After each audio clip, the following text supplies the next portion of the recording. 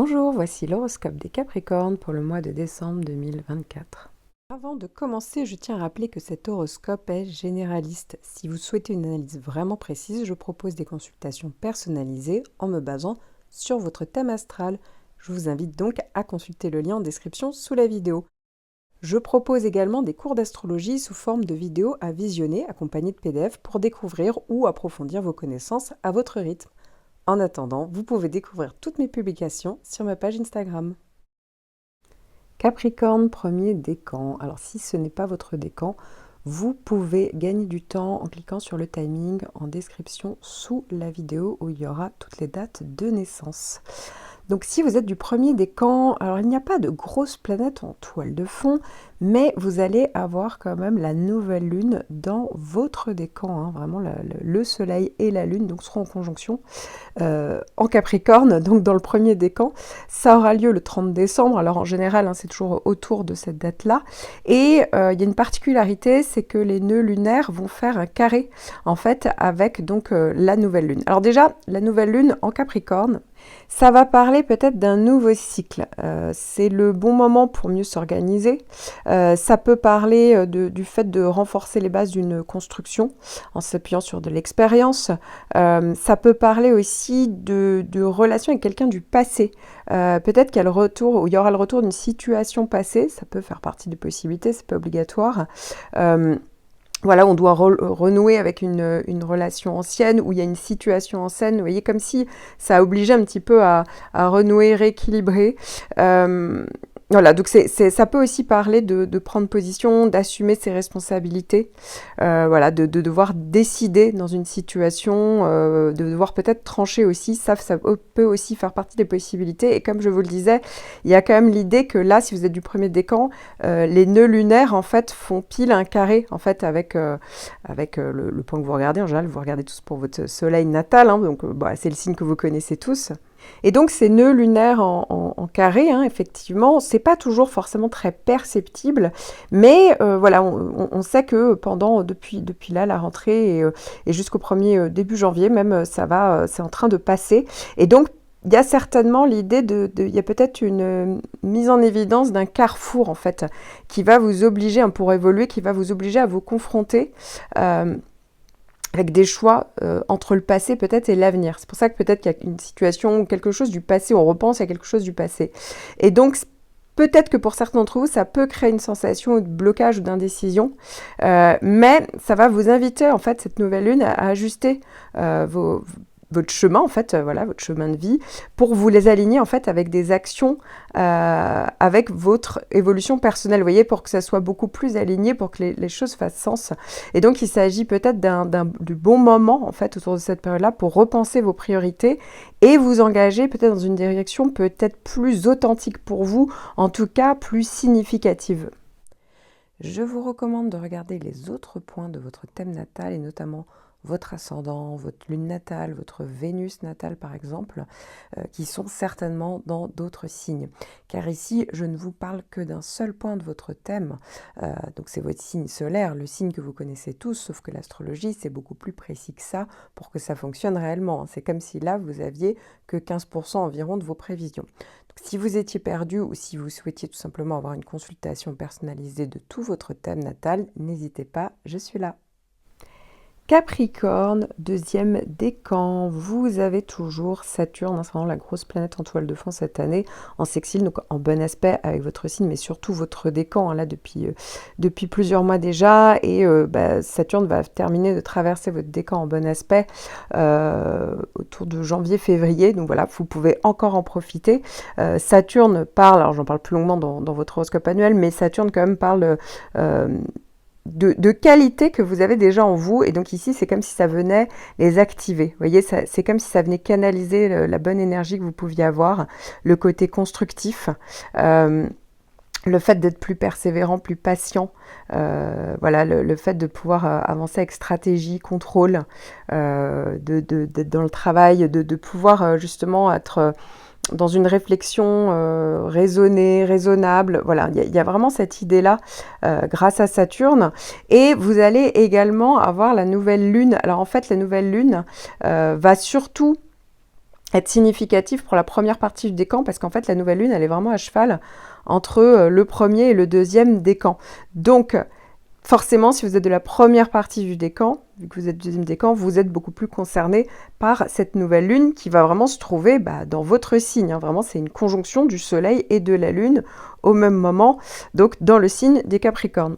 Et donc, dans la mesure où cette nouvelle lune est dans le signe des Capricornes, et en plus, Saturne n'est pas loin et continue de donner des aspects favorables, cette nouvelle lune aura lieu le 30 décembre, mais c'est vraiment autour de la période du 30 décembre, même après en janvier, où il y aura donc des possibilités qui peuvent se mettre en place.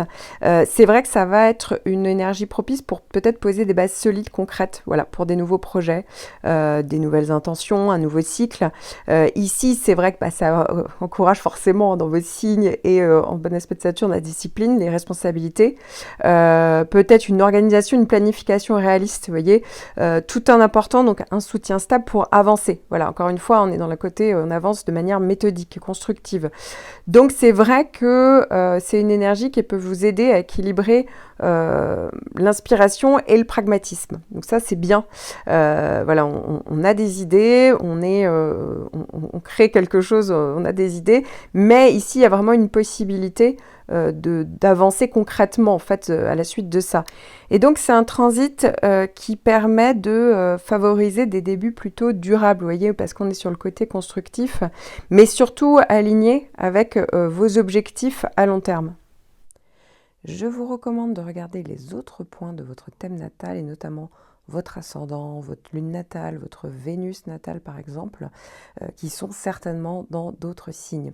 Car ici, je ne vous parle que d'un seul point de votre thème, donc c'est votre signe solaire, le signe que vous connaissez tous, sauf que l'astrologie, c'est beaucoup plus précis que ça pour que ça fonctionne réellement. C'est comme si là, vous aviez que 15% environ de vos prévisions. Donc, si vous étiez perdu ou si vous souhaitiez tout simplement avoir une consultation personnalisée de tout votre thème natal, n'hésitez pas, je suis là. Capricorne, troisième décan. Vous allez tous démarrer le mois avec Vénus. Vénus, c'est une planète plutôt positive en conjonction.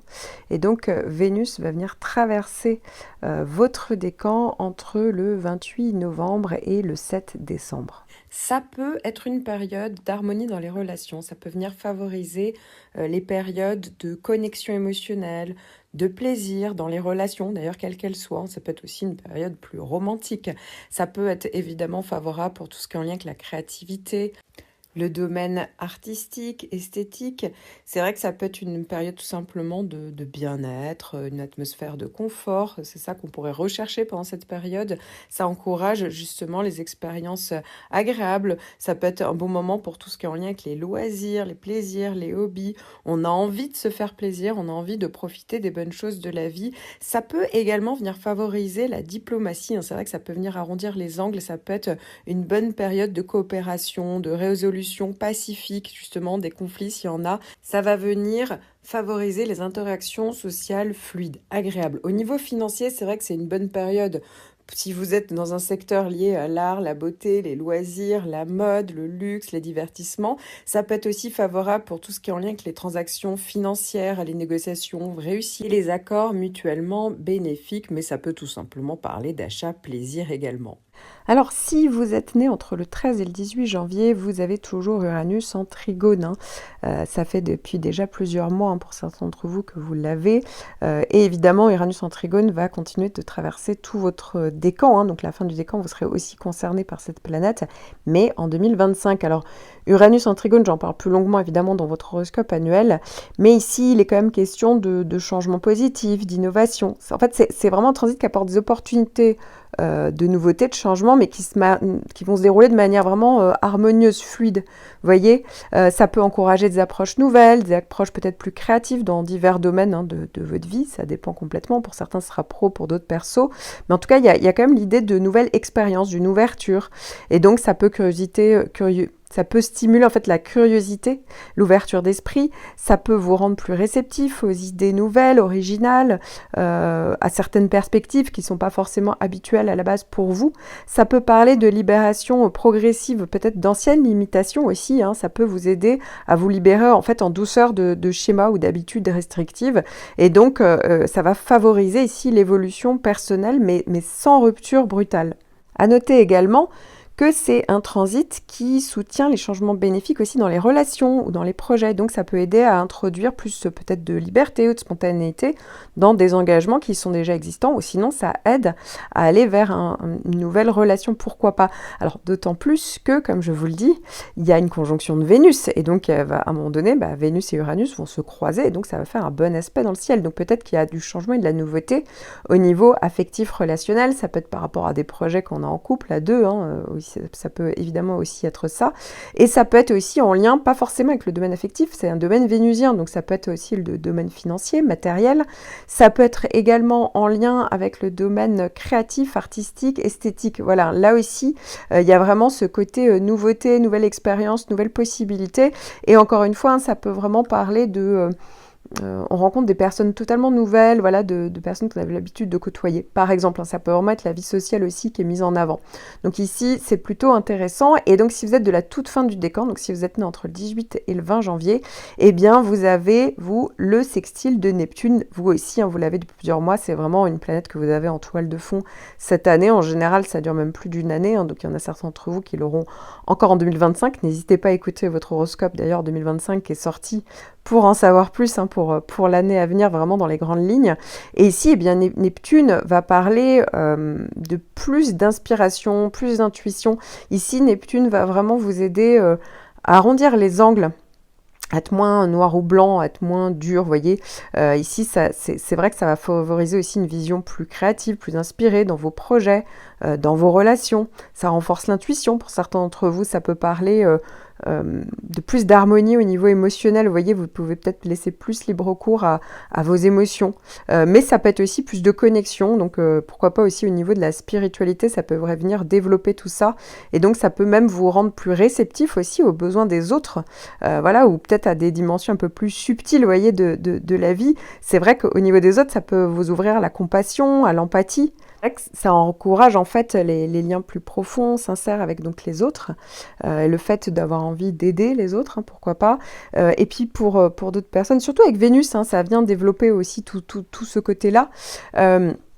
Et ça peut aussi stimuler l'imagination. Et donc, avec Vénus, d'autant plus que ça peut être donc bénéfique pour tout ce qui est les projets créatifs, artistiques. Ça vient favoriser l'expression, en fait, créative ou artistique. Et ça peut être dans un cadre vraiment plus fluide, plus harmonieux. Et donc, Vénus aussi va dans ce sens-là. Là aussi, les thématiques vénusiennes plus Neptune fonctionnent très bien ensemble. Et donc, pour certains, ça peut être tout simplement une période de bien-être. Mais pour d'autres, il y a vraiment ce côté-là, en fait, qui vient... augmenter en fait les effets de Neptune.